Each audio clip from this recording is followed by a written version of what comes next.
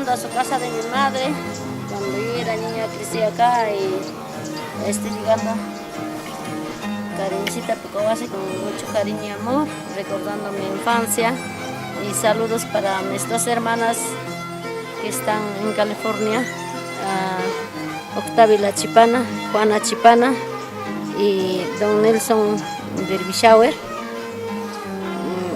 Para todos ellos un saludo muy fuerte y un abrazo con todo mi cariño y amor.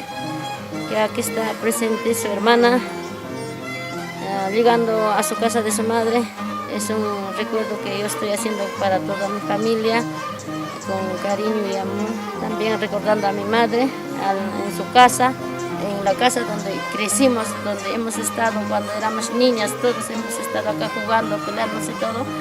Es un recuerdo y solo saludos para toda mi familia. Y mis hermanos también, Juan, Luis, Virginia, Lidia, todos mis hermanos que se encuentran en Ciudad de Lima. Gracias. Desde Pucawasi. María, que también es mi hermana, desde Pucawasi, para todas mis sobrinas también, todo por general. Gracias. Desde Pucawasi saludando para todos ellos. ¿Pucawasi a dónde pertenece? Sañayca, distrito Sañayca. Sañayca, Chalhuanca, Apurímac, Abancay, Andahuaylas, bueno, Huarquiza, Huarajo, Mutca, todo ese lugar son los lugares que pertenecen a Pucawasi, Sañayca.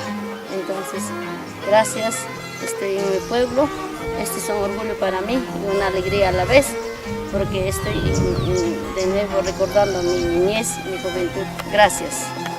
Saludos para todas mis hermanas con mucho amor.